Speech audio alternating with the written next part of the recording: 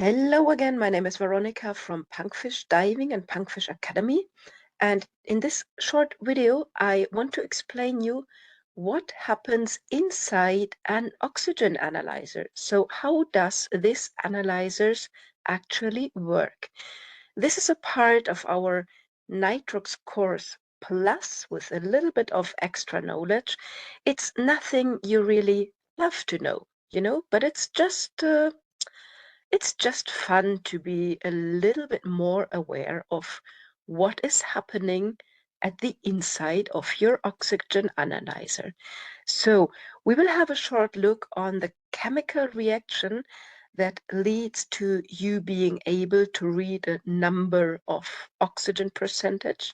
We will talk about how the sensors have a kind of a short service life and how to make sure that they are always working fine. Okay, let's have a look on what's inside our analyzers. You all know the small handheld devices, like small and easy to manage. And at the inside, there is a little bit of electronics and the most important thing, the actual oxygen sensor. This is a part that works like a galvanic cell. We will have a look into how it works in just a moment. And this is kind of the most important part of all. But this part is not made forever. So if you want to be able to use your analyzer over a longer period of time, you might want to get one with a replaceable oxygen sensor. That means you have to change the oxygen sensor once it does not measure correctly anymore, but you don't have to buy a new device. So in terms of sustainability, we definitely recommend to get an analyzer with a replaceable oxygen cell.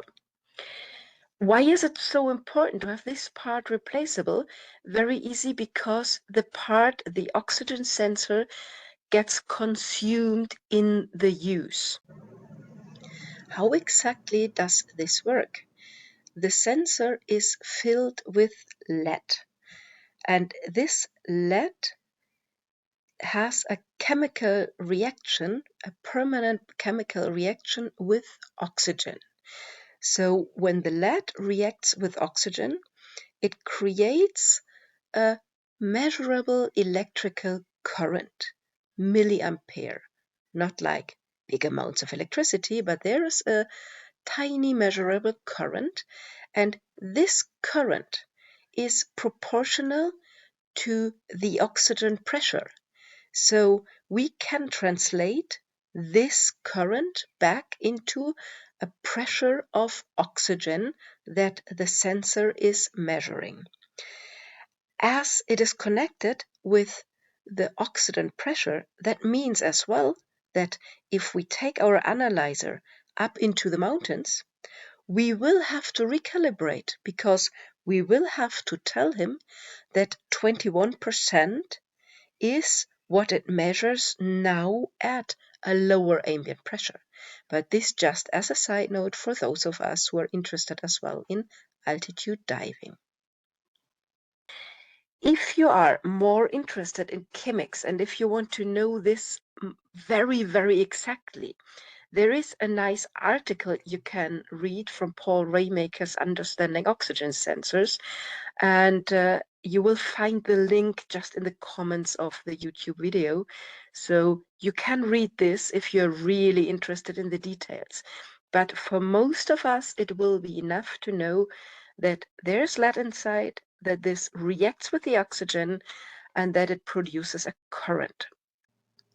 So as there is this chemical reaction, the lead inside the oxygen sensor is consumed with the time, not only when we use it, but as well when we just store it. A new oxygen sensor will work really, really well up to partial pressures of oxygen that are higher than what we are willing to consume. If you look here at the right, you see partial pressures going up to 1.5 to 2.5 and more bar, while we will not breathe more than 1.4.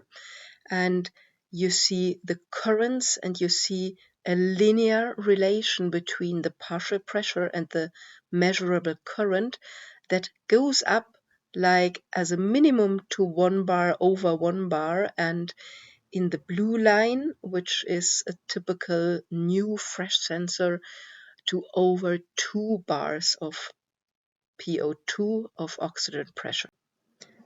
The pink and the yellow line are a little bit older sensors. So what you can see here is that they stop working accurately at higher pressures, while the lower pressures, like up to 1 bar, are still linear and still correct.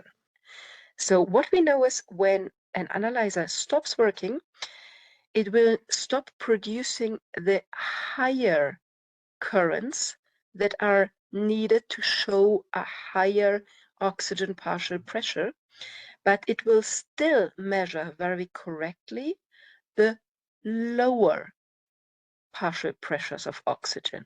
So what we have to do from time to time because of this is we know that these sensors are not made for eternity, and that in some moment they will just not produce the current that we need to measure our PO2 correctly anymore. And this starts from the higher pressures down. So first it measures incorrectly on higher pressures, and then it will start to be incorrect at lower pressures as well. So what can we do to make sure that our analyzer is actually still working fine? This is why we calibrate it on oxygen from time to time. So when we calibrate our sensor with pure oxygen, we expect to read 99%.